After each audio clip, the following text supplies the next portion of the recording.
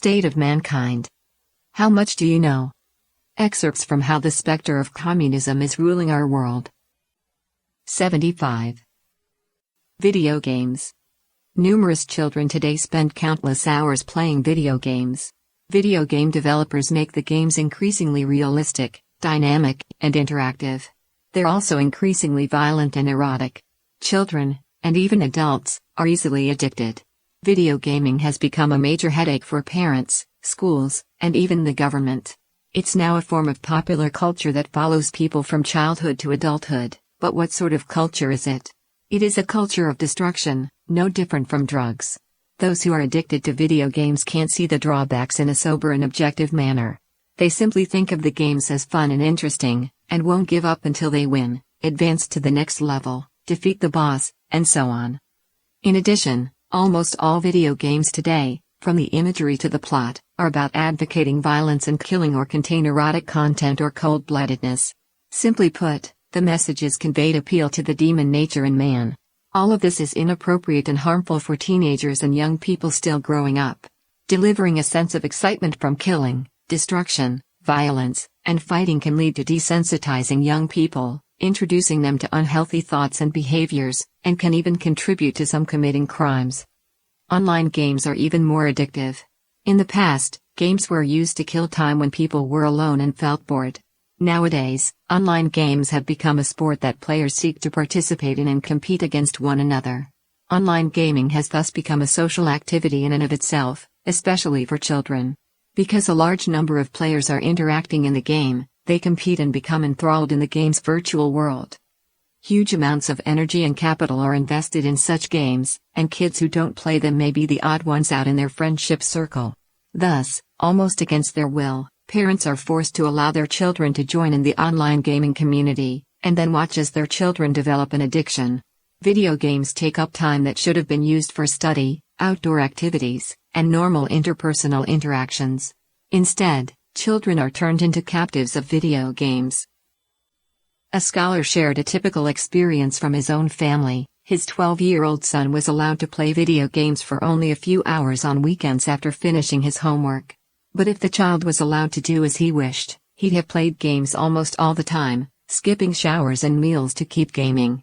The scholar's research showed that video games come to occupy and dominate all the leisure time of young people. Young adults, especially those in lower income brackets and with lower levels of education, increasingly find their happiness in video games, reducing the time they spend on their jobs and in the real world. This is a common phenomenon in the United States and other developed countries.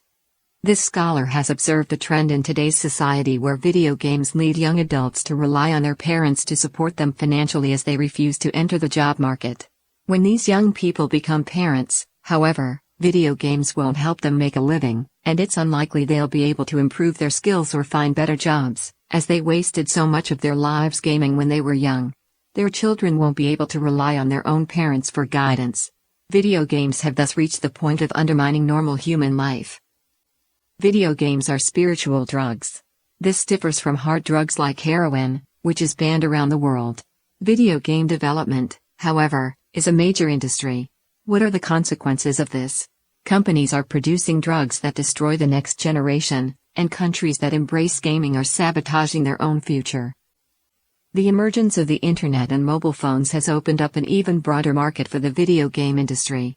The latest global games market report released by research firm Newzoo in April 2018 forecast that gamers across the globe will spend $137.9 billion on games in 2018, representing an increase of 13.3% from the year before. More than half of all gaming revenue will come from the mobile segment. Digital game revenues will come to 91% of the global market. The report also predicts that the games market will maintain double-digit growth in the next decade. While the GDP growth rate in many countries is struggling at low single digits, the games industry continues its advance. Mobile gaming alone is expected to reach $100 billion by 2021. The top 3 countries in global games market, according to the report, will be China, the United States, and Japan, with China accounting for 28% of the global market. People who believe in God should know that God created man and laid down the ways he should live, including appropriate forms of entertainment. When mankind walks on a righteous path, People will receive deliverance, but when man turns away from God and traverses a diabolical path, man will be abandoned and ruined. Traditional games, including sports activities and other outdoor activities, are limited by the natural environment, the weather, equipment, and physical strength. Players don't typically develop an addiction to these traditional forms of entertainment and activity. Video games have no such restrictions. Players are invited and lured to immerse themselves in the virtual world of the game non-stop, going without sleep or breaks. This, on top of the fact that such games rarely have anything edifying to recommend them, mean that those who play them come increasingly under the influence of negative factors. From Chapter 14, Popular Culture, A Decadent Indulgence.